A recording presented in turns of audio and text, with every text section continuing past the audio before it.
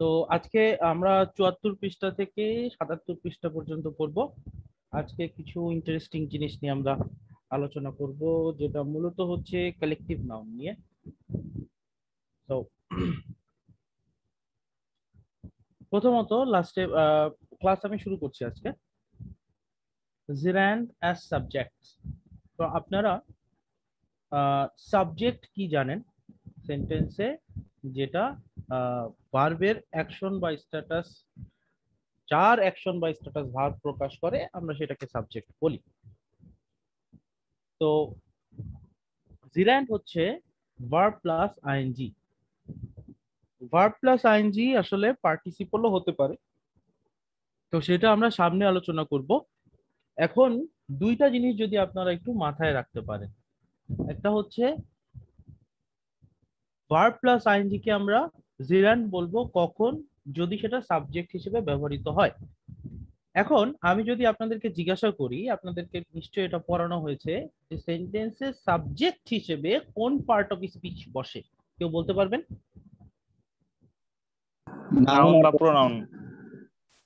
Noun বা pronoun. আর কোন part of speech বসতে পারে সাবজেক্ট হিসেবে? জিরান বসতে পারে। পার্ট অফ স্পিচ ৮ প্রকার।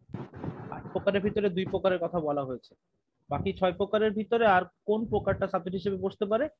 অ্যাডজেক্টিভ। ওকে, একজন বললেন অ্যাডজেক্টিভ। তাহলে ক্লাসগুলো আবার একটু করতে হবে। এই জিনিসগুলো হচ্ছে একদম মেয়ার বেসিক্স, যেগুলো আপনার মাথা থেকে কখনোই বের হওয়া যাবে না। সাবজেক্ট হিসেবে শুধুমাত্র নাউন এবং প্রোনাউন বসে, আর কোনো কিছু সাবজেক্ট হিসেবে বসতে পারে না। আবারও বলতেছি, সাবজেক্ট হিসেবে শুধুমাত্র নাউন বা প্রোনাউন ব্যবহৃত হয়। তো যেহেতু আমি এখানে আপনাদের মধ্যে যদি কথা বলতে চান তাহলে নিজেকে আনমিউট করবেন, আদারওয়াইজ মিউট করে ফেলবেন। প্রতিটা ক্লাসে একই কথা বলতে হয়। কথা বলতে চাইলে কথা বলবেন, আদারওয়াইজ নিজেদেরকে মিউট করে রাখবেন। তো যেটা বলছিলাম, কোনো একটা সেন্টেন্সে আমি যখন সাবজেক্ট ব্যবহার করব, সেটা নাউন বা প্রোনাউন ছাড়া আর সাউন্ডটা কিছু। ক্লিয়ার না, একটু জোরে হলে ভালো হয় স্যার। এটা কি অন্যরাও বলছেন? কারো কাছে কি সাউন্ড ক্লিয়ার না? জি স্যার, শোনা যাচ্ছে। স্যার ক্লিয়ার, স্যার আমাদের তো ক্লিয়ার স্যার। ক্লিয়ার, সাউন্ড অল্প হইতেছে স্যার ক্লিয়ার শোনা। আপনার এন্ডে আপনি সাউন্ড বাড়ায় নেন। তাহলে সাউন্ড যদি ক্লিয়ার না থাকে একটু সাউন্ডটা বাড়িয়ে নেবেন, কারণ আমি যেভাবে ক্লাস নেই সেভাবেই ক্লাস নিচ্ছি আর কি।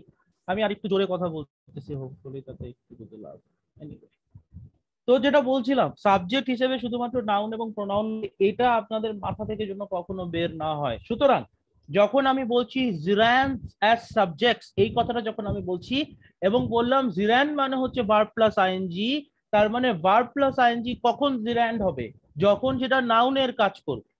ভার্ব প্লাস আইএনজি আরো অনেক কিছুর কাজ করতে পারে, অ্যাডভার্বের কাজ করতে পারে, ভার্বের কাজ করতে পারে, যা অ্যাডজেক্টিভের কাজ করতে পারে, যেগুলো আমরা ইভেন্চুয়ালি শিখে ফেলবো।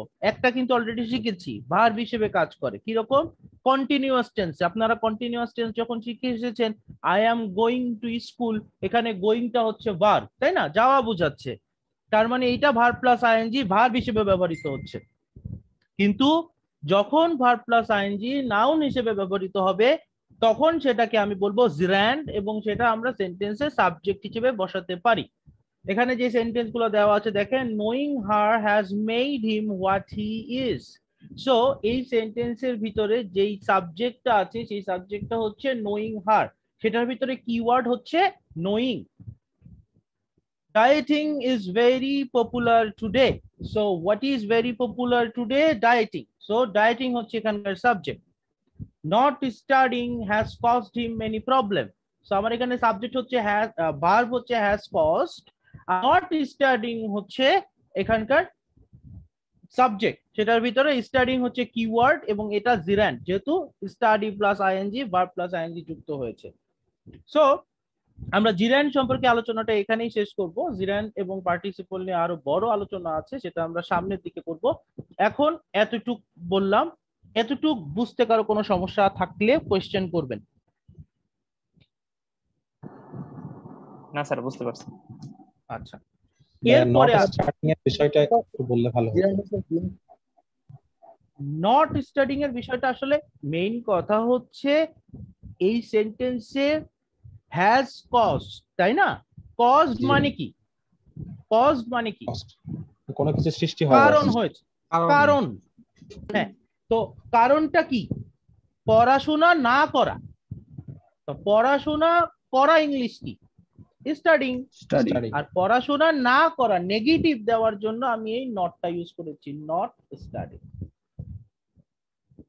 আর কিছুই না। কিন্তু আমার এখানে যদি শুধু নট কথাটা ব্যবহার করতাম তাহলে কি আমি এটার কোনো অ্যান্সার পেতাম? এখান না। থেকে কোনো অ্যান্সার পেতাম? পেতাম। না। এটি এখন আমরা আজকের মেইন টপিকে আসবো, সেটা হচ্ছে কালেকটিভ নাউন। দেখেন, আমরা কিন্তু নাউন জেনেছি, কাউন্টেবল এবং আনকাউন্টেবল জেনেছি, এবং আমরা আরো কয়েক ধরনের নাউন আছে আমরা জানি। নাউন 5 প্রকার, ছোটবেলা থেকে শিখে এসেছি। Common noun, proper noun, abstract noun, collective noun. সেইটার ভিতরে আমরা কালেকটিভ নাউনটা সম্পর্কে আগে জানবো। কেন আগে জানবো? কারণ কালেকটিভ নাউনের পরে যে ভার্বটা হয়, এই ভার্বটা একটু টেকনিক্যালি বসাতে হয়। আমি এইখানে যা আছে সেটা পড়িয়ে একটু এক্সট্রা একটা জিনিস পড়াবো, আদারওয়াইজ কালেকটিভ নাউনের পুরো স্টাডিটা আপনাদের কমপ্লিট হবে না। তো মেইন কথা হচ্ছে কালেকটিভ নাউন। আমার মেসেজ বক্স অন করা আছে, আপনারা যদি মনে করেন আপনারা মেসেজ বক্সও লিখতে পারেন। সো আমি বলে যাচ্ছি কালেকটিভ নাউন আসলে জিনিসটা কি। যখন আমরা কিছু জিনিসকে গ্রুপ বা টিম আকারে বলি তখন সেটাকে কালেকটিভ নাউন বলে। তো এখানে কিছু উদাহরণ দেওয়া আছে। কংগ্রেস, কংগ্রেস আসলে আমরা হয়তো ঠিকভাবে বুঝতে নাও পারতে পারি। অ্যাসেম্বলি যদি বলি, কংগ্রেস মানে হচ্ছে অ্যাসেম্বলি। হ্যাঁ, অর্থাৎ অনেকগুলো মানুষ যখন কোনো একটা সিদ্ধান্ত দেওয়ার জন্য একত্রিত হয় সেটাকে একসাথে বলা হয় কংগ্রেস। ন্যাশনাল ডিসিশন নেওয়ার জন্য অর্গানাইজেশন, গভর্নমেন্ট, এগুলো আপনারা জানেন। জুরি মানে জানেন। এই জিনিসগুলোকে আমরা কালেকটিভ নাউন বলি, অর্থাৎ এরা একই সাথে অনেকগুলো মানুষ বা অনেকগুলো প্রাণীকে একসাথে বোঝায়। যখন আমরা এই কালেকটিভ নাউন গুলো ব্যবহার করব তখন আমরা কোন বার ব্যবহার করব এটা নিয়ে আমাদেরকে কেয়ারফুল হতে হবে। প্রথমত যে জিনিসটা আপনারা মাথার মধ্যে ঢুকাতে হবে সেটা হচ্ছে এই কটা ওয়ার্ডের ভিতরে মেজরিটি যেই শব্দটা আছে, এই মেজরিটি শব্দটা দেখেন এখানে লেখা আছে majority can be singular or plural. If it is alone, it is usually singular. If it is followed by a plural noun, it is usually plural. অর্থাৎ আমি মেজরিটির পরে যদি কোনো নাউন না থাকে, আমি মেজরিটিকে যদি নাউন হিসেবে ব্যবহার করি, যদি বলি মেজরিটি, বেশিরভাগ, আমি এভাবে বললাম মেজরিটি, তখন আমাকে ভার্বটা ইউজ করতে হবে সিঙ্গুলার। আর যখন মেজরিটির পরে আমি কোনো একটা প্লুরাল নাউন দিয়ে দিব তখন আমি ইউজ করব প্লুরাল ভার্ব। এটা হচ্ছে মেজরিটির ক্ষেত্রে একটা এক্সেপশন। এখন আমি পরবর্তী পড়াশোনায় যাওয়ার আগে আপনাদের কাছে একটা কোয়েশ্চেন করব, সেই কোয়েশ্চেনের উত্তর আমাকে দিবেন। Maksudul Hasan, thank you very much. আপনি একটা দিয়েছেন, সংজ্ঞা দিয়েছেন। এখন আমি আপনাদেরকে একটা কমন সেন্সের প্রশ্ন করব, আপনারা চিন্তা করে আমাকে উত্তর দিবেন। মনে করেন আপনারা যেই এলাকায় থাকেন সেই এলাকায় আপনারা একটা সমিতি করেছেন, তার মানে এটা একটা কমিটি হয়েছে, তাই না? মানে কয়েকজন মিলে একত্রিত হয়েছে। তো আপনাদের এই কমিটির যেই ডিসিশন হবে, একটা ডিসিশন হবে, তো কমিটির ডিসিশন, কমিটিতে যদি 10 জন মানুষ থাকে কোনো একটা বিষয় নিয়ে 10টা ডিসিশন হবে নাকি একটা ডিসিশন হবে? উত্তর দেন তো। কেন একটা ডিসিশন হবে? কমিটি ইনি হল একটা কমিউনিটিকে বোঝাচ্ছে বা রাইট, কারণ 10টা মানুষ যদি 10 ধরনের ডিসিশন দেয় তাহলে কি আর কমিটি হবে? ঝগড়া বেঁধে যাবে, সবাই আলাদা হয়ে যাবে। কারেক্ট? জি। আচ্ছা, এরপরে আবার বলেন এই কমিটির মনে করেন একজন কি বলবো প্রেসিডেন্ট আছে। আচ্ছা, এই প্রেসিডেন্ট কোনো একটা সিদ্ধান্ত দিয়ে সাইন করে দিল। এই প্রেসিডেন্টের সাইন মানে কি? কমিটির সাইন না? জি স্যার। অর্থাৎ 10 জনের হয়ে সে সাইন করে দিল, রাইট? জি রাইট। এখানে কি প্রেসিডেন্ট সাইন করলেন নাকি কমিটি সাইন করলো, কি বোঝা যায়? কমিটি।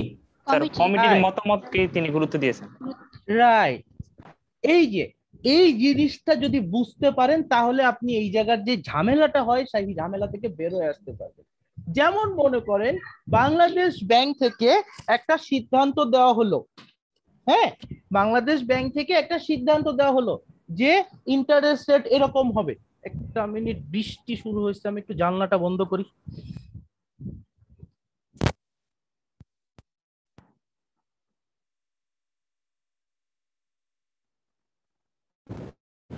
হ্যালো, হ্যাঁ, যদি এখানে প্রচন্ড বৃষ্টি শুরু হয়েছে, যদি নেটওয়ার্কের সমস্যা হয় আমাকে জানাবেন। সবাই শুনতে পাচ্ছেন আশা করি? জি স্যার, শুনতে পাচ্ছি। তো আচ্ছা, যদি বাংলাদেশ ব্যাংক থেকে একটা সিদ্ধান্ত দেওয়া হয়, হ্যাঁ, যে কোনো একটা সিদ্ধান্ত যে ইন্টারেস্ট রেট এত টাকা হবে, তো ওইখানে তো একজন সাইন করবেন, তাই না? কে সাইন করতে পারেন? Mister X Y Z sign করলো।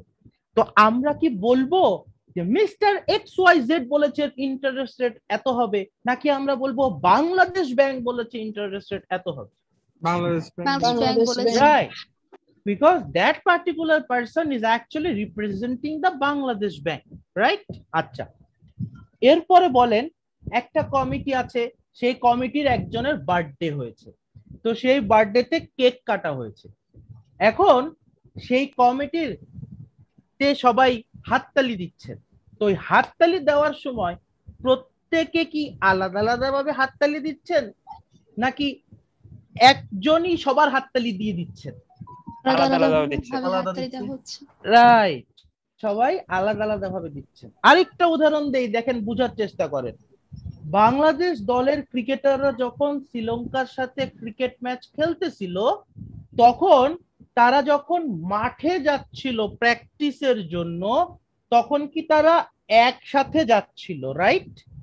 বাসে করে। যখন সিরিজটা শেষ হয়ে গেল তখন তারা তাদের বাসায় ফেরত গেল। প্রত্যেকটা ক্রিকেটারের বাসা কি একটা নির্দিষ্ট জায়গায় নাকি সবার আলাদা আলাদা জায়গায়? সবার আলাদা আলাদা। এই জিনিসটাই আপনাকে চিন্তা করতে হবে। অর্থাৎ আমি যখন কালেকটিভ নাউন ব্যবহার করছি তখন সেই কালেকটিভ নাউনে আমার ভার্বটা সিঙ্গুলার হবে না প্লুরাল হবে। একটু খেয়াল করবেন, এখানে কিন্তু বলেছে the following nouns are usually singular, অর্থাৎ বলেনি অলওয়েজ সিঙ্গুলার, ইউজুয়ালি সিঙ্গুলার বলেছে। অর্থাৎ কালেকটিভ নাউনটা যখন কালেকটিভলি কাজ করবে, সবাই একসাথে কাজ করবে, তখন আমার ভার্ব গুলো সিঙ্গুলার হবে। কিন্তু সবাই যদি সেপারেটলি কাজ করে তখন আমার ভার্ব গুলো প্লুরাল হবে। সবাই কি বুঝতে পেরেছেন? আমি উদাহরণ না দিলে হয়তো পুরাপুরি বুঝবেন না, আমি উদাহরণ দিচ্ছি। বুঝছি sir.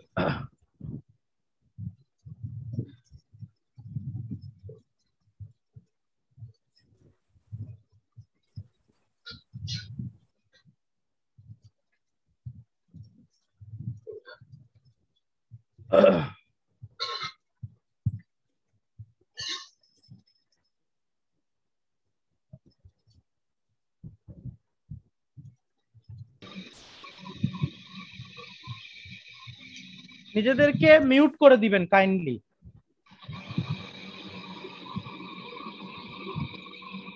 It will be very difficult for me, আমি সবাইকে আলাদা আলাদা ভাবে মিউট করব।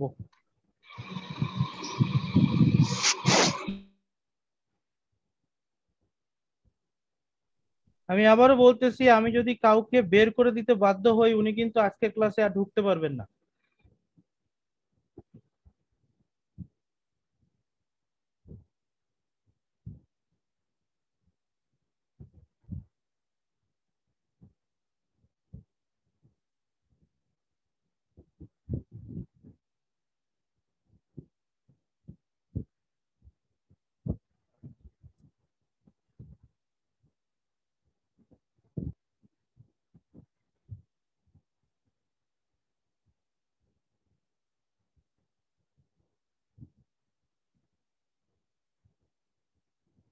দুইটা সেন্টেন্স যদি খেয়াল করেন, the committee has made it decision, আরেকটা বললাম the committee are clapping their hands. এই দুইটা সেন্টেন্সেই কিন্তু আমি দেখতেছি সাবজেক্ট হিসেবে কমিটি ব্যবহার করেছি, কিন্তু একবার আমি সিঙ্গুলার ভার্ব আরেকবার আমি প্লুরাল ভার্ব ব্যবহার করলাম। এটার রিজনটা হচ্ছে যখন কমিটি ডিসিশন দিয়েছে তখন আসলে কমিটির একটাই ডিসিশন, পুরো কমিটির একটাই ডিসিশন, সিঙ্গুলার থিং, এই কারণে আমার ভার্ব হয়েছে সিঙ্গুলার। কিন্তু যখন আমি বলছি the committee are clapping their hands, আসলে কমিটির ভিতরে প্রত্যেকে আলাদা আলাদা ভাবে কাজ করছে, সবাই নিজেদের দুইটা হাত দিয়ে হাততালি দিচ্ছে, সো এইখানে আমরা এটাকে প্লুরাল করছি। সবাই কি বুঝতে পেরেছেন? জি স্যার। ভাইয়া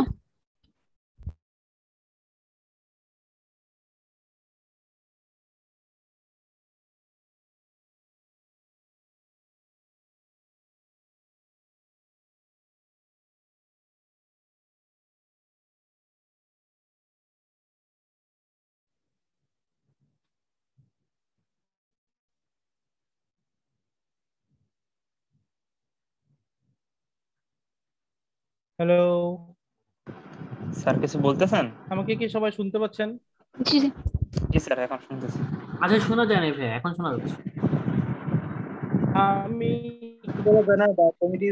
congratulate him by হ্যাঁ, আমি কিছু বলতে পারি নাই, আমার কারেন্ট চলে গেছে, ওয়াইফাই অফ হয়ে গিয়েছে। Hello sir.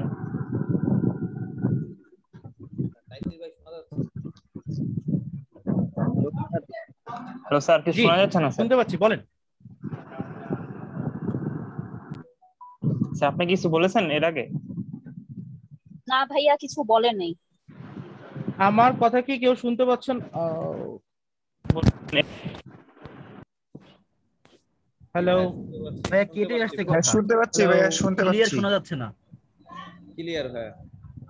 আচ্ছা ঠিক আছে, কারো কাছে হয়তো ক্লিয়ার না, কারো কাছে হয়তো ক্লিয়ার। বেসিক্যালি আমার কারেন্ট চলে যাওয়ার কারণে আমার ওয়াইফাইটা অফ হয়ে গিয়েছে, আমি মোবাইলের ইন্টারনেট কানেকশন কানেক্ট করেছি আর কি।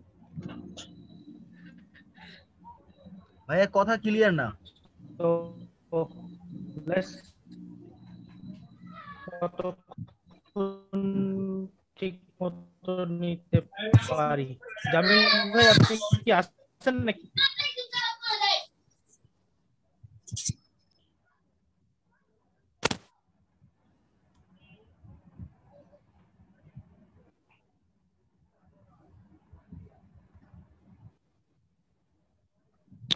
Hello sir.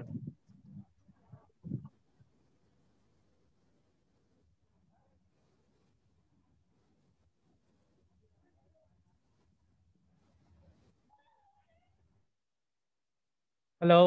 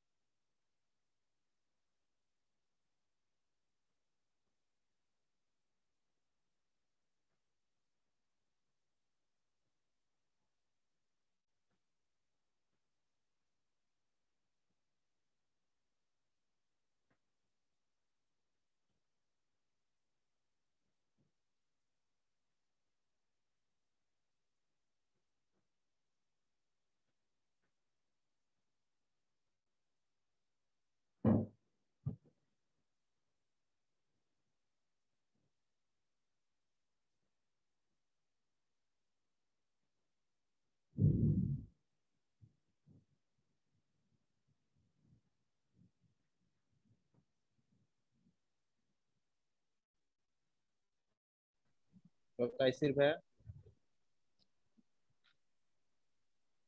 হ্যাঁ আমাকে শুনতে পাচ্ছেন? জি স্যার, এখন জি শুনতেছি। ভাইয়া, শুনতে পাচ্ছি। জি ভাইয়া। হ্যাঁ, জামিল ভাই কি বাস?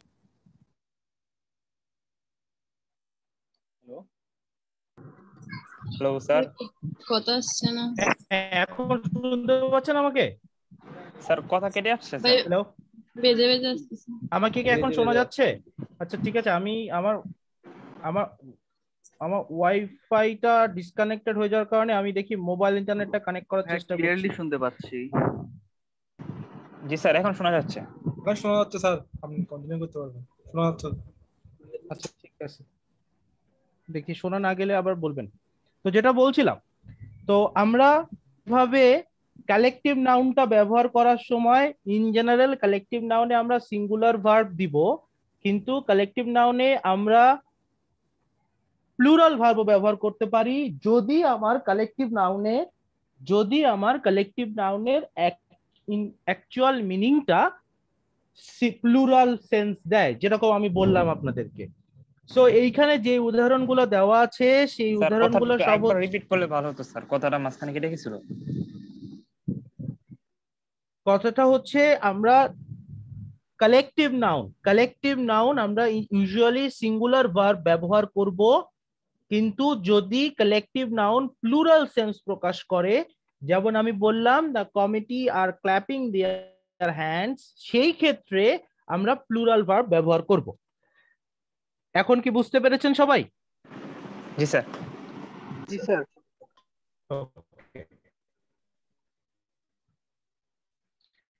আচ্ছা, আমি বিরক্ত হব না যতবার আমার কথা কেটে যাবে, বারবার আমাকে ভাইয়া কথা বলতে কেটে বলবেন, আসছে। আমি রিপিট করব। ভাই ভাইয়া কথা আসছে কথা না, কেটে আসছে। কেটে কেটে এনিওয়ে, সো এইখানে এই উদাহরণগুলাই দেওয়া আছে, অর্থাৎ সিঙ্গুলার হিসেবে কালেকটিভ নাউন গুলোকে ব্যবহার করেছে।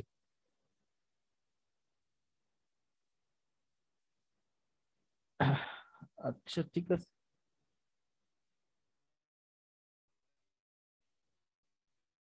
আচ্ছা ঠিক আছে, আমি দেখি আমার অন্য সিমটা হ্যালো। চেষ্টা করে দেখি ওইটা ভাইয়া কিছু বোঝা যাচ্ছে না। কেমন হয়। বলতেছে যে অন্য সিম কানেক্ট করে দেখবেন ইন্টারনেট পাই কিনা।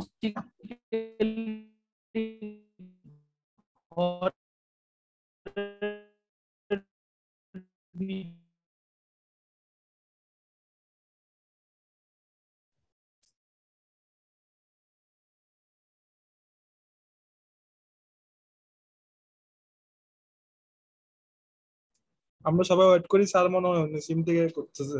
একটু wait এখন করলে? কি শুনতে পাচ্ছেন আমাকে? হ্যাঁ, এখন শুনতে পাচ্ছি স্যার। হ্যাঁ হ্যাঁ। ক্লিয়ার আছে।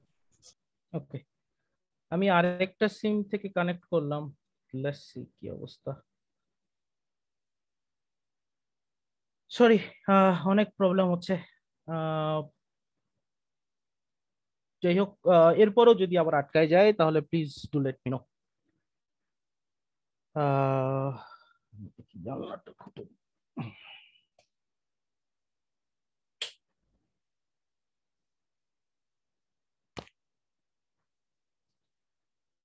তো এই কালেকটিভ নাউন গুলো, এই বইতে যে কালেকটিভ নাউন গুলো দিয়েছে সেগুলোকে সব সিঙ্গুলার ভার্ব ব্যবহার করেছে।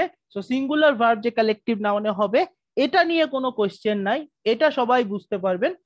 মেইন জিনিস হচ্ছে এই কালেকটিভ নাউন গুলো যদি প্লুরাল মিনিং এ কখনো ব্যবহৃত হয় সেই ক্ষেত্রে তাদের প্লুরাল ভার্ব হতে পারে।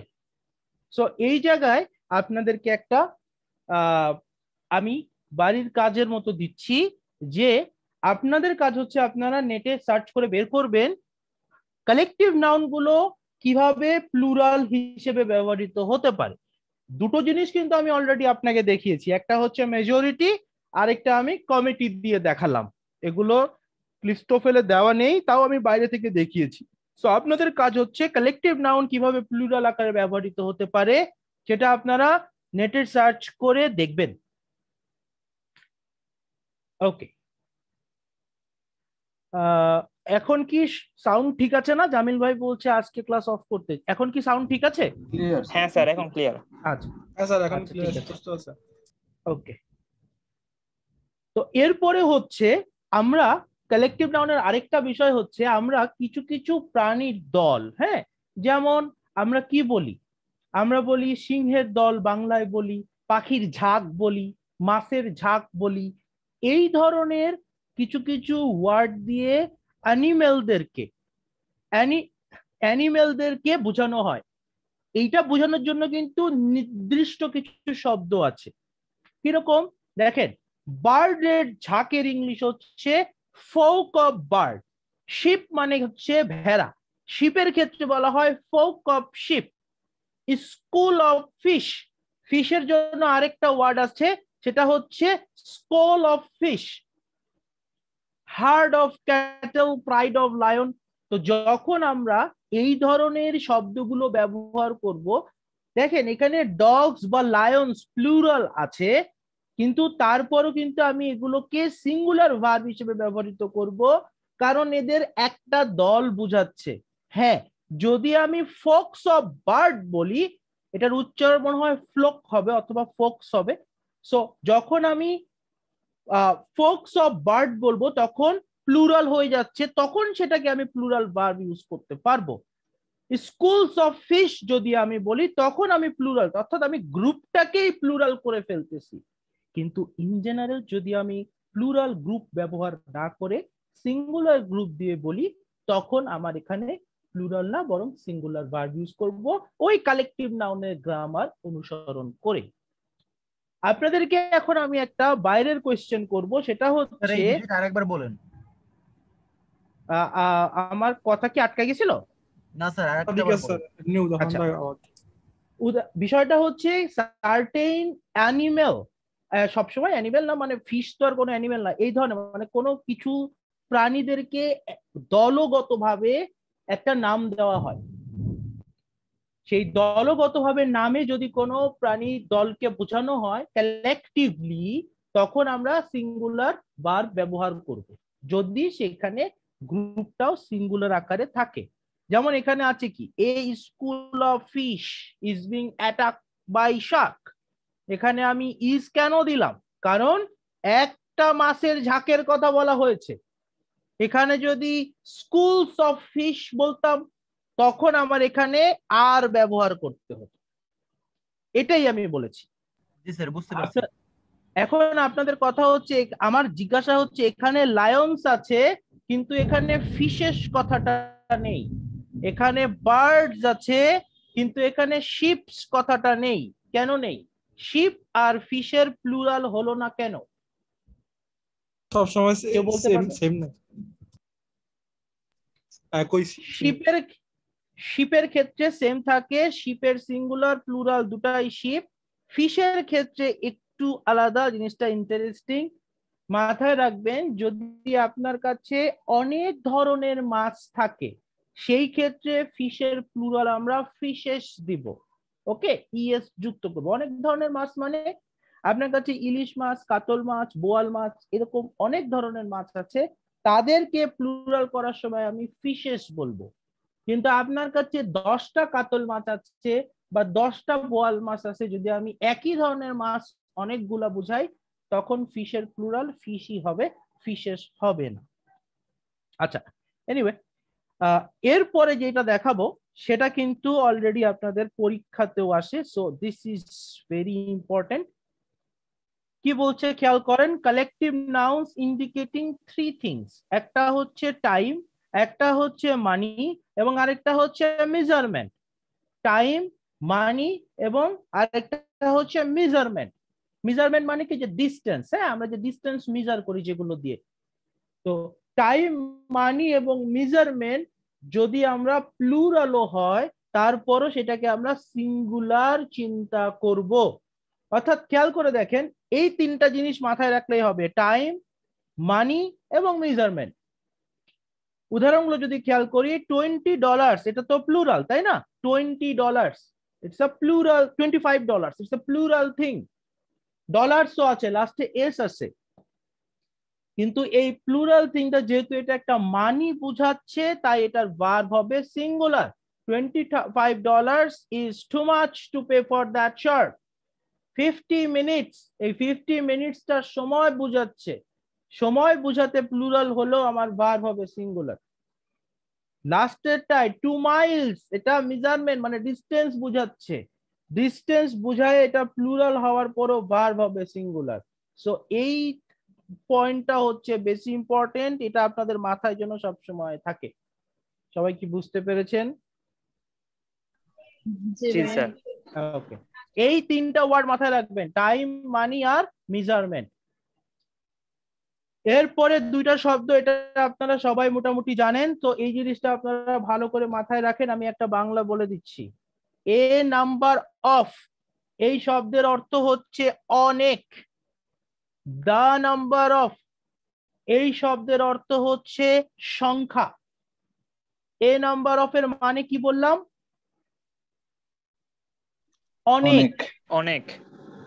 দা নাম্বার অফ এর মিনিং কি বললাম? সংখ্যা। সংখ্যা।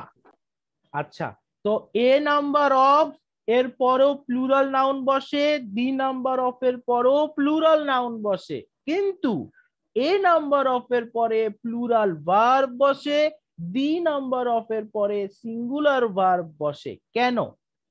কারণ আমি বলেছি এ নাম্বার অফ শব্দের অর্থ হচ্ছে অনেক, তাহলে আমি যদি বলি এ নাম্বার অফ স্টুডেন্টস, এ কথার মানে কি? কথার মানে হচ্ছে অনেক ছাত্র ছাত্রী।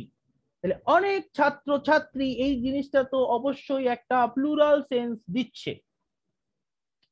কিন্তু আপনি যদি বলেন দ্য নাম্বার অফ স্টুডেন্টস, এটার মানে হচ্ছে ছাত্র ছাত্রীদের সংখ্যা। ছাত্র ছাত্রীদের সংখ্যা, এই কথাটা কিন্তু একটা সিঙ্গুলার জিনিস, তাই না? ছাত্র ছাত্রীদের সংখ্যা বেশি বা কম, এটাই তো হবে। সো দ্য নাম্বার অফ মানে সংখ্যা, এবং এটার পরে ভার্ব হবে সিঙ্গুলার। সেখানে দেওয়া আছে দেখেন, এ নাম্বার অফ শব্দের অর্থ হচ্ছে মেনি, মানে হচ্ছে অনেক। A number of students are going to the class picnic, অথবা the number of days in a week is 7।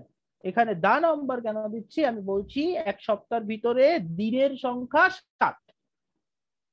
তাহলে এ নাম্বার অফ এবং দি নাম্বার অফ, আশা করি বুঝতে পেরেছেন। সহজ, বুঝতে পেরেছেন তো নাকি? জি স্যার। ওকে, এরপরে আমরা আরেকটা একটা কোশ্চেন ছিল। হ্যালো, জি বলেন। দি নাম্বার অফ এর পরে কি সিঙ্গুলার নাউন হতে পারে না?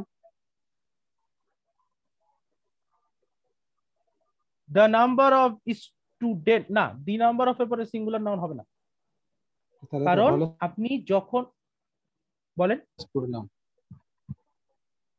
বুঝতে পারিনি ভাই, আমরা সবসময় ধরে নিব দি নাম্বার অফ এর পরে অলওয়েজ প্লুরাল হবে। দি নাম্বার অফ আপনার প্লুরাল দিবেন, দি নাম্বার অফ এর পরে প্লুরাল হবে। বাট আপনি একটা ভালো কথা বলেছেন, আমার নর্মাল সেন্স, আমি যতটুকু জানি এখানে প্লুরাল নাউন হবে, but this is something I need to check again. আমি এটা চেক করব, চেক করে আপনাদেরকে আবার কনফার্ম করব, বাট দিস ইজ 90% কনফার্ম আমি যে এটা প্লুরাল নাউন হবে। জামিল ভাই আপনি কি আছেন? কথা বলতে পারলে একটু বলবেন, কনফার্ম করবেন। স্যার নাকি বাইরে আছে, মেসেজ করছিল চ্যাট বক্সে। আচ্ছা ঠিক আছে, ওকে।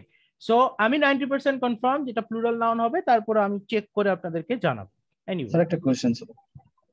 হ্যাঁ বলেন। স্যার স্কুল অফ ফিশ আর স্কুল অফ ফিশেস দুইটার ক্ষেত্রে তো আমাদের ভার্বটা তো সিঙ্গুলারই হবে, তাই না স্যার?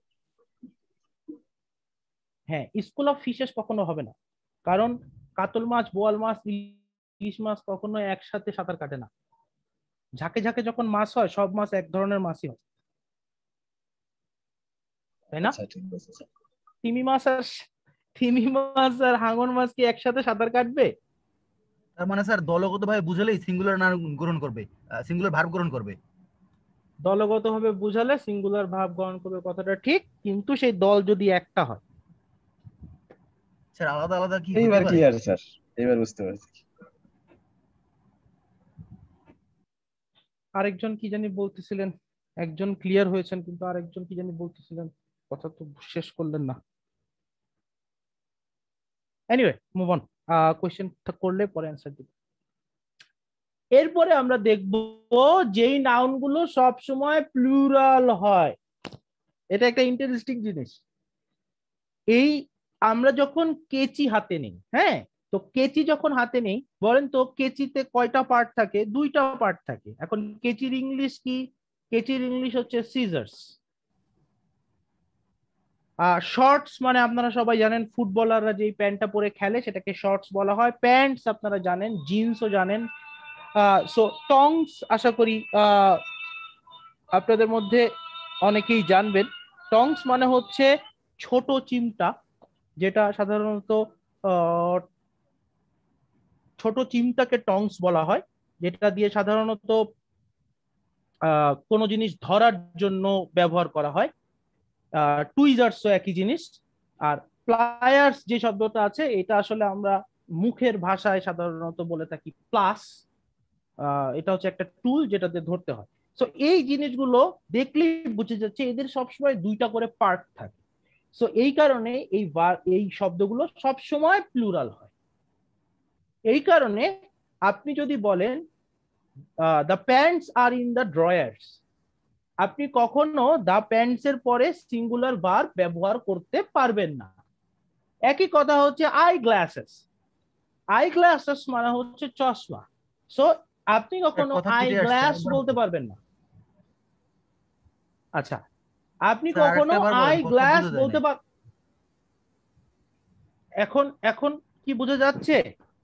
ক্লিয়ার। কথা তো ক্লিয়ারই শোনা জি যাচ্ছে। স্যার, এখন বুঝা যাচ্ছে। ক্লিয়ার ছিল? আই গ্লাস কখনো বলা যাবে না, আই গ্লাসেস বলতে হবে। আপনারা সানগ্লাস ব্যবহার করেন, আপনি যদি বলেন sunglass, that's a wrong word, আপনাকে বলতে হবে সানগ্লাসেস। ওকে, অর্থাৎ যেগুলো ডাবল দুইটা করে পার্ট থাকে সেগুলোর স্যার, কোনো কথা শোনা ওয়ার্ডটাই যাচ্ছে হচ্ছে না। প্লুরাল। আরে ভাই, কেউ আপনার কি নেটে শুনতে প্রবলেম পাচ্ছেন না? মেবি, আমরা কথা তো সবাই তো শুনতে ক্লিয়ারই শোনা পাচ্ছি। যাচ্ছে। আপনার জন্য আপনি বারবার ইন্টারাপ্ট করতেছেন কেন ক্লাসে ভাইয়া? আপনি নেটটা চেক করেন আপনার। আচ্ছা, যিনি কথা শুনতে পাচ্ছেন না উনি কে? কথা তো শোনা যাচ্ছে। আচ্ছা ঠিক আছে, আমি শুরু করছি। উনি যদি আমার কথা শুনতে না পারে, উনি আপনাদের কথা হয়তো শুনতেছে না। সো এনিওয়ে, তো এই ওয়ার্ড গুলোকে আমরা কখনো প্লুরাল করব না, সরি সিঙ্গুলার করে ব্যবহার করতে পারবো না। কিন্তু সমস্যা হচ্ছে আমার তো চশমা একটা, আমার তো সানগ্লাস একটা, বা আমি যখন বলতেছি the pants are in the drawer, সেটা দিয়ে আমি কি বুঝাচ্ছি? আমি তো প্লুরাল ভার্ব ব্যবহার করে ফেললাম। তাহলে আমার ড্রয়ারের ভিতরে যদি একটা মাত্র প্যান্ট থাকে বা 10টা প্যান্ট থাকে, আমি এটা বুঝাবো কিভাবে? এইটা বুঝানোর জন্য আমি ব্যবহার করব এ পেয়ার অফ। আমাকে ব্যবহার করতে হবে এ pair of. A pair of দিয়ে আমি যখন বুঝাবো, তখন আপনি আপনার ড্রয়ারে একটা প্যান্ট আছে, এ পেয়ার অফ প্যান্টস। দুইটা আছে, 2 pairs of pants। 4-5টা আছে, 4 or 5 pairs of pants। এভাবে বলবেন। এই জিনিসটা যদি আপনি মাথায় রাখেন। জি স্যার, বাকিগুলোর ক্ষেত্রে কি একই এ পেয়ার অফ দিয়ে? সবগুলোর ক্ষেত্রে আই মিন শুজ এর ক্ষেত্রেও সেম হবে, শুজ। জি, আমি ওটাই আসতেছি। দেখেন, ছোট আপনারা যদি, এখন তো সব জুতার দোকান হচ্ছে ইংলিশে লেখা থাকে, কিন্তু আপনারা ছোটবেলায় যদি ওই যে বাংলায় লেখা যে সব মানে এমনি নর্মাল যে জুতাগুলো পাওয়া যেত, ওখানে কিন্তু কখনো শু কথাটা লেখা থাকতো না, লেখা থাকতো শুজ। কারণ কি? কারণ শু বলে কোনো কিছু বলতে আমরা পারবো না, আমাকে শুজই বলতে হবে। এবং জুতা কখনো একটা জুতা বলা যাবে না, বলতে হবে এক জোড়া জুতা। ঠিক একইভাবে এটা বাংলায় এই গ্রামার না, হ্যাঁ, শুধু ইংলিশের জন্য। বাংলায় আবার আপনি যদি এখন সবাইকে বলতে থাকেন যে আমাকে এক জোড়া প্লায়ার্স দাও, এক জোড়া কেচি দাও, মানুষজন উল্টো পাল্টা বুঝতে পারে। তো বাংলার সাথে মিলাবেন না। ইংলিশে যদি আপনার একটা কেচি চাওয়া দরকার হয়, আপনাকে বলতে হবে এ পেয়ার অফ সিজার্স। সবাই কি বুঝতে পেরেছেন? জি স্যার। জি স্যার। এটা হচ্ছে noun that are always plural. Last যে টপিকটা আজকে পড়ানো হবে, এটা সবাই জানেন আপনারা মোটামুটি। আমরা সেন্টেন্সে ডিয়ার ব্যবহার করি, একদম সেন্টেন্সের শুরুতে ডিয়ার ব্যবহার করি। এই ডিয়ারটাকে, হ্যাঁ বলেন। আপনি বলছিলেন মানে মানে অনেক, তাহলে এ পেয়ার্স মানে তো আমরা অনেক বুঝবো, তাহলে আপনি আমি এ মানে অনেক বলিনি ভাইয়া, এ নাম্বার অফ, এ মানে অনেক বলিনি। আমি বলেছি এ নাম্বার অফ মানে অনেক, দি নাম্বার অফ মানে সংখ্যা, এ মানে তো একটি। একটু বলবো আমি? হ্যালো, হ্যাঁ বলেন। সেটা হচ্ছে যে 5 pair of pants are in the drawer. ঠিক আছে, 5 পেয়ার অফ প্যান্টস যখন হবে তখন আর হয়ে যাবে। না না, এটা ভুল বলতেছেন। 5 পেয়ার না, 5 পেয়ার্স প্লুরাল করতে হবে। ও আচ্ছা আচ্ছা, সরি। 5 pairs of pants। ওকে ওকে, দেন হবে আর। 5 pairs দেন হবে of pants are ওকে ভাইয়া অফ প্যান্টস। জি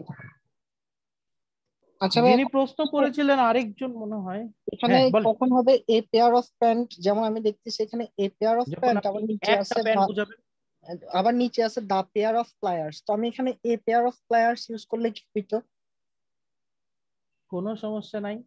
ডি আর এর মধ্যে পার্থক্য কি আপনাকে অলরেডি আর্টিকেল পড়ানো হয়েছে, একটু চিন্তা করে বলবেন। আপনাকে এক্সারসাইজের সলিউশন এখনো দেওয়া হয় নাই, সো আপনি না পারলে কোনো সমস্যা নাই, বাট একটু চিন্তা করে বলেন তো এখানে এক জায়গায় এ আর এক জায়গায় ডি কেন? অন্য কেউ যদি হেল্প করেন করতে পারেন।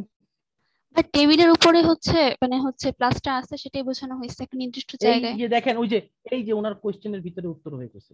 উনি বলেছে প্লাসটা আছে, উনি বলে নাই একটা প্লাস আছে, উনি বলেছেন প্লাসটা আছে, নির্দিষ্ট হয়ে গেছে। আপনার পুরো বাসায় একটা মাত্র প্লাস আছে, প্লায়ার্স আছে, যেই প্লায়ার্সটা মনে করেন আপনাদের বাসায় গত 10 বছর ধরে আছে।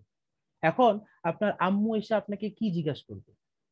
একটা প্লায়ার্স কোথায়, নাকি জিজ্ঞেস করবে বাসার প্লেয়ার্সটা কোথায়? উত্তর দেন।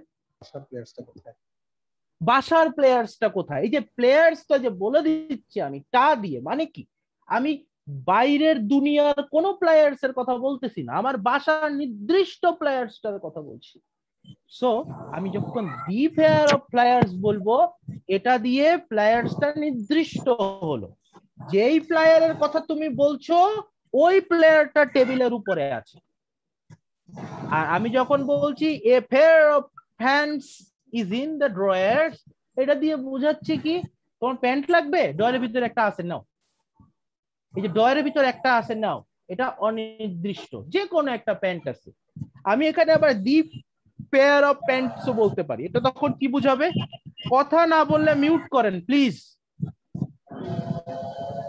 দীপ কথা না যখন বলবেন তখন আপনি নিজেকে আনমিউট করে রাখবেন। যখন মনে করেন আপনার একটা প্যান্ট আমার কাছে ছিল, আমার বাসায় ছিল, আপনি এসে বলতেছেন প্যান্টটা রেখে গিয়েছিলাম ওটা কই, তখন আমি নির্দিষ্ট হয়ে গেল। অন্য যে কোনো প্যান্টের কথা বললে হবে না, আপনার প্যান্টের কথা বলতে হবে। তখন আমি বলবো the pair of pants is in the drawer. যিনি প্রশ্ন করলেন বুঝতে পারছেন এখন? হ্যাঁ, থ্যাংক ইউ ভাইয়া। ওটার সাথে ডিপেন্ডস এর মধ্যে পার্থক্যটা কোথায়? আপনার কোশ্চেনটা আবার রিপিট করবেন। Depends are in the drawer, এটা কি ভাই আমরা নরমালি তো প্যান্ট বলি। Depends are in the drawer, এটা ভুল কথা। প্রথমেরটা পেয়ার অফ প্যান্টস এর উপরেরটা। হ্যাঁ হ্যাঁ হ্যাঁ, এই আপনার প্রশ্নটা আবার করেন কাইন্ডলি, একটু আটকে গেছিল। হ্যাঁ দেখেছি sir, depends are in the drawer. হ্যাঁ, তো আমরা তো ভাই নরমালি কোশ্চেন করেন, আমরা তো নরমালি বলি প্যান্ট। হ্যাঁ, তাহলে কি ভাই ওটা আমরা ভুল বলি প্যান্ট বলাটাকে? ইংলিশ ল্যাঙ্গুয়েজে ভুল বলেন, বাংলা ল্যাঙ্গুয়েজে সমস্যা নাই। বাংলা ল্যাঙ্গুয়েজে প্যান্টস নিয়ে কোনো বিষয় নাই, ইংলিশ ল্যাঙ্গুয়েজে ভুল বলেন। প্যান্টস মানে আপনি একটু খেয়াল করে দেখেন, একটা না প্যান্টস মানে একটা না, প্যান্টস মানে আসলে কয়টা সেটা ডিফাইন করা যাচ্ছে না, একটা হইতে পারে অনেক হইতে পারে। কিন্তু আপনি যদি ডিফাইন ডেফিনিট না ভাইয়া? অবশ্যই ডেফিনিট, কিন্তু ডেফিনিট হতে হলে কি একটাই হতে হবে? 5টা মিলে ডেফিনিট হইতে পারে না? হ্যাঁ হতে পারে। The boys are playing in the field, এখানে দিয়ের পরে বয়েজ বসলো না? হ্যাঁ হ্যাঁ, এই পুরো বয়েজ গুলোকে নির্দিষ্ট করে দিলাম। সেরকম the pants are in the drawers মানে কি? মানে হচ্ছে প্যান্ট গুলো ড্রয়ারে আছে। সো এটা দিয়ে আমি বুঝতেছি এখানে একের বেশি প্যান্ট আছে, এটা বুঝতেছি। তার মানে ভাই আমি কখনো pant is in the drawer বলতে পারবো না, ওইটাই কখনো বলতে পারবেন না। তার মানে ভাই এটা আমাকে সব যদি সিঙ্গুলার হিসেবে অ্যাপিয়ারটাকে ইউজ করতে হবে অলওয়েজ। জি, এটাই এখানে লিখে দেওয়া আছে। এই প্লুরাল হলে তাহলে কি মানে পেয়ারটা ইউজ করতে হবে না?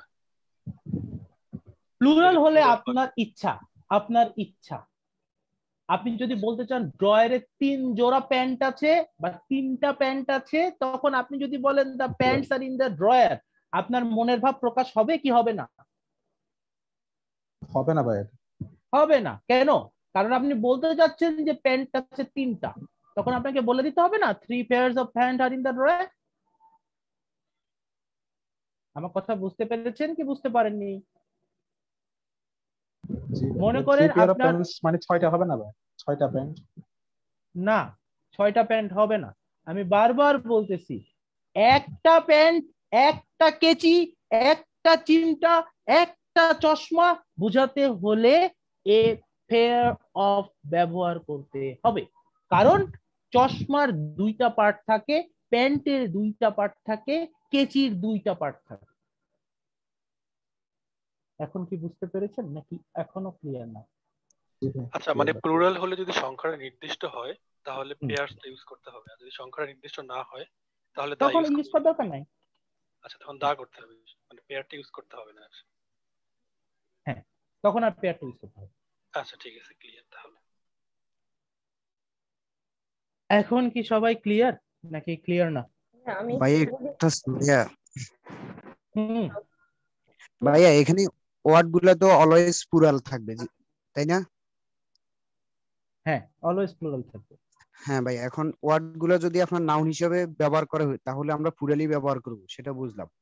আর ওয়ার্ড গুলার আগে যদি আমি কোনো নাউন ফ্রেজ যুক্ত করি তাহলে ওই নাউন ফ্রেজটা যদি সিঙ্গুলার হয় তাহলে ভার্বটা আমার সিঙ্গুলার হবে, নাউন ফ্রেজটা যদি প্লুরাল হয় তাহলে আমার ভার্বটা প্লুরাল হবে। বিষয়টা কি এমন?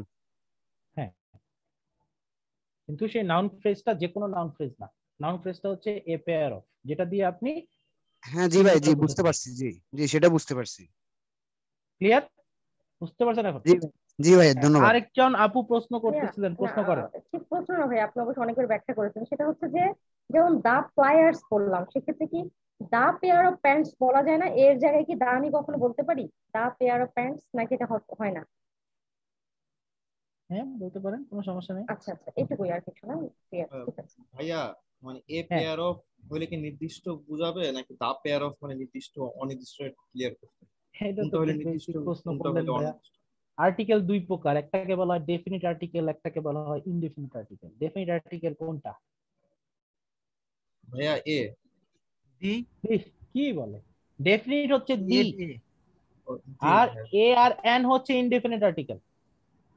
ইনডেফিনিট আর্টিকেল মানে অনির্দিষ্ট, এ আর এন হচ্ছে অনির্দিষ্ট, আর দি হচ্ছে ডেফিনিট আর্টিকেল, নির্দিষ্ট। এখন ক্লিয়ার? জি ভাই। আর কারো প্রশ্ন আছে? ভাইয়া এ পেয়ার থাকলেই কি আমরা সিঙ্গুলার গ্রহণ করব? এ পেয়ার থাকলে সিঙ্গুলার গ্রহণ করবেন, হ্যাঁ। কিন্তু মানে এই যে আপনারা কি আমার কথার উপর বেস করে ফর্মুলা বানায় ফেলতেছেন নাকি? জিনিসটা কম্প্রিহেন্সিভলি বোঝার চেষ্টা করবেন। আমি তো খুব সহজ করে বললাম, আপনি যখন এই নাউন গুলো ব্যবহার করবেন, শুধু এই নাউন গুলো আসবে, তখন ভার্ব হবে প্লুরাল। কারণ কি? কারণ এই নাউন গুলো বাই ডিফল্ট প্লুরাল। ওকে, এখন কথা হচ্ছে, আমার তো সব সময় প্লুরাল নাও লাগতে পারে, আমার তো এই শব্দগুলো দিয়ে সিঙ্গুলার জিনিস বোঝানো দরকার হতে পারে। কেমন?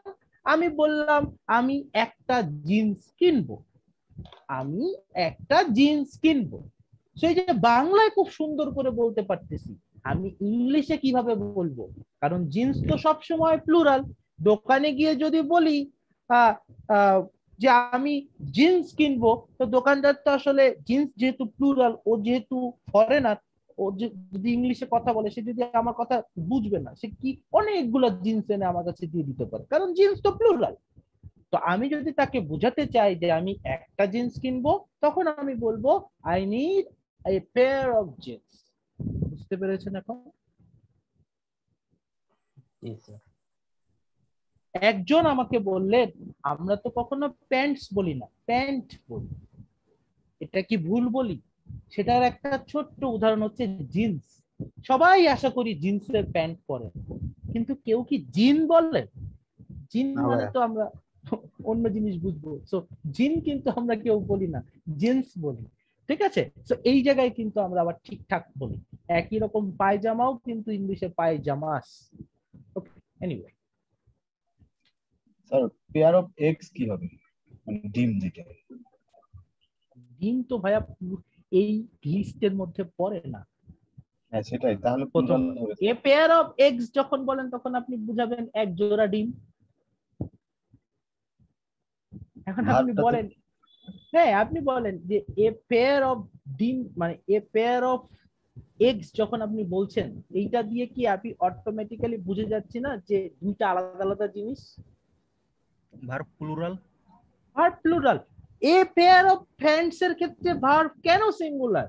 Because by saying a pair you are actually making it one particular one single thing, একটা জিনিস, একটা প্যান্টের দুইটা ঠ্যাং থাকে, ঠিক আছে? এই কারণে ভার্ব এখানে সিঙ্গুলার। এখন কি বুঝতে পারছেন সবাই? Thank you sir, clear. হ্যাঁ স্যার। এরপরে লাস্ট যেটা আছে সেটা হচ্ছে দিয়ার। আমরা সেন্টেন্সে প্রায় সময় দিয়ার দিয়ে সেন্টেন্স তৈরি করি। কিরকম? এই যে there is a storm approaching, হ্যাঁ, তারপরে বললাম there have been a number of telephones call today. এই যে এখানে দিয়ার গুলা ব্যবহার করেছি না, এই দিয়ার গুলা আসলে এদের একটা নাম আছে, সেই নামটা কি কেউ বলতে পারবেন? ইন্ট্রোডাক্টরি দেয়ার। ইন্ট্রোডাক্টরি দেয়ার, এই জিনিসটা আসলে কি? What is this? ইন্ট্রোডাক্টরি দিয়ারটা আমরা কেন ব্যবহার করি? ভাই কথা বুঝতে যাচ্ছে না। ইন্ট্রোডাক্টরি দিয়ারটা আমরা কেন ব্যবহার করি? সাবজেক্ট উল্লেখ করা না থাকলে। সাবজেক্ট উল্লেখ করা না থাকলে না, সাবজেক্ট তো আসলে উল্লেখ করাই থাকে। ইন্ট্রোডাক্টরি দিয়ারটা আমরা ব্যবহার করি এক্সিস্টেন্স বোঝার জন্য। এক্সিস্টেন্স মানে হচ্ছে উপস্থিতি। এই দিয়ারের নাম আমরা চিনি হচ্ছে ইন্ট্রোডাক্টরি দিয়ার বলে, কারণ দিয়ার দিয়ে ইন্ট্রোডাকশন হচ্ছে, সেন্টেন্স শুরু হচ্ছে। এটার আরেকটা নাম হচ্ছে এক্সিস্টেন্সিয়াল দিয়ার। এই যে দেখেন এক্সিস্টেন্সিয়াল দিয়ার, অর্থাৎ এই দিয়ারটা আসলে কোনো একটা কিছু যে এক্সিস্ট করে, কোনো একটা জিনিস যে আছে, কোথাও উপস্থিত আছে, সেটা বোঝানোর জন্য এই দিয়ার ব্যবহার করা হয়। ভাইয়া কথা কেটে আসছে। আচ্ছা, আমার কারেন্ট চলে আসছে, আমি একটু ক্লিয়ার স্যার, আমার ক্লিয়ার ভাইয়া, সাউন্ড ক্লিয়ার। স্যার ক্লিয়ার ছিল তো? কথা তো ক্লিয়ার ছিল ভাইয়া। ওভারই তো ক্লিয়ার। আচ্ছা ঠিক আছে, ওকে। সো আর ক্লাস আর বেশিক্ষণ নাই, সো শেষ করি। সো এক্সিস্ট, এই ইন্ট্রোডাক্টরি দিয়ার দিয়ে আমরা যেই সেন্টেন্সটা শুরু করব, আমরা যেন এইটা মাথার মধ্যে না ঢুকাই যে দিয়ার হচ্ছে এই সেন্টেন্সের সাবজেক্ট। দিয়ার এই সেন্টেন্সের সাবজেক্ট না। বেসিক্যালি আমরা এখানে দিয়ারটা ব্যবহার করি কোনো একটা জিনিসের এক্সিস্টেন্স বোঝানোর জন্য। সো এখানে সাবজেক্টটা আসলে কি? সাবজেক্টটা হচ্ছে ভার্বের পরে যে নাউনটা আসে সেইটা হচ্ছে সাবজেক্ট। এই যে the subject is actually after the verb. সেখানে কিন্তু একটা ইন্টারেস্টিং জিনিস আপনাদের মাথার মধ্যে ঢুকবে। আমরা সবসময় জানি সাবজেক্ট বসে ভার্বের আগে, বাট ইন্ট্রোডাক্টরি দিয়ার অর্থাৎ দিয়ার দিয়ে যখনই সেন্টেন্স শুরু হবে তখন সাবজেক্টটা আসলে থাকবে ভার্বের পরে, এবং ওই ভার্বের পরে যে নাউনটা আসবে ওই নাউন অনুসারেই ভার্বটা হবে। এই কারণেই আমরা বলি দেয়ার আর টু বয়েজ। এই যে টু বয়েজ দেখে আমি দিলাম আর, দেয়ার আর টু বয়েজ। আবার যদি টু বয়েজ না দিয়ে থাকে, যদি বলে এ বয়, তখন হবে দেয়ার ইজ এ বয়। এই এ বয়ের কারণে আমরা ইজ দিলাম। এটাই এখানে দেওয়া আছে। যখন আমরা সিঙ্গুলার সাবজেক্ট অথবা নন কাউন্ট, নন কাউন্ট মানে কি? ওই যে there is water in the field, এই যে ওয়াটার হচ্ছে আনকাউন্টেবল, তাই এখানে ইজ হয়েছে। সো দেয়ার এর পরে কখন সিঙ্গুলার ভার্ব? যখন দেয়ার এর পরে ভার্ব আর ভার্বের পরে যে নাউনটা সেটা হয় সিঙ্গুলার নাউন অথবা আনকাউন্টেবল নাউন। আর যখন এই নাউনটা প্লুরাল হবে তখন ভার্বটা প্লুরাল হবে। এই হচ্ছে difference between there is and there are. সবাই কি clear? Clear sir. Okay, thank you very much. That's all for today. Introductory দিয়ারটা আরেকবার যদি বলতেন। আমার কথা কি বুঝতে পারেন নাই? ভাইয়া তখন নেটে খুবই সমস্যা ছিল, কিছু বোঝা যায়নি। ইন্ট্রোডাক্টরি দিয়ার আসলে আমি যেটা বলেছি সেটা হচ্ছে দিয়ার দিয়ে যখন সেন্টেন্স শুরু হয় সেটাকেই আমরা ইন্ট্রোডাক্টরি দিয়ার বলবো, কিন্তু সেই ইন্ট্রোডাক্টরি দিয়ারটাকে আমরা সাবজেক্ট হিসেবে চিন্তা করব না। কারণ ডিয়ার হচ্ছে এখানে শুধুমাত্র কোনো একটা জিনিসের উপস্থিতি বা এক্সিস্টেন্স প্রকাশ করার জন্য দেওয়া হয়। এই কারণে this is also called existential there. আর দেয়ারের পরে যে ভার্বটা হবে সেই ভার্বটা আসলে আমরা কি চিন্তা করে দিব, ভার্বের পরে যে নাউনটা থাকবে সেই নাউন অনুসারে। যদি সেই নাউনটা সিঙ্গুলার নাউন বা নন কাউন্ট নাউন হয় তখন সিঙ্গুলার ভার্ব, আর প্লুরাল নাউন হলে প্লুরাল ভার্ব। এটাই বলেছি আমি। এখানে এক্সাম্পল গুলো দেওয়া আছে। সো আপনারা সাবজেক্ট বা এগ্রিমেন্টে যতগুলো এখানে দেওয়া আছে, দেয়ার আর সো মেনি, প্রায় 20 মতো আছে। এই সবগুলোই কিন্তু সাবজেক্ট বা এগ্রিমেন্ট রিলেটেড। সো আপনারা অবশ্যই এক্সারসাইজ গুলো শেষ করবেন। আগামীকাল আপনাদের সাথে দেখা হবে ইনশাআল্লাহ 7:30 থেকে। কালকের ক্লাসে আমরা কভার করব পেজ নাম্বার 78 থেকে 83 পর্যন্ত। সো আপনাদের মধ্যে যদি কারোর কাছে বই থাকে পেজ নাম্বার 78 থেকে 83 পর্যন্ত যদি আগে থেকে পড়ে রাখেন, তাহলে যখন আমরা পড়াবো তখন ইনশাআল্লাহ বুঝতে সহজ হবে। সো ভালো থাকবেন সবাই। আসসালামু আলাইকুম।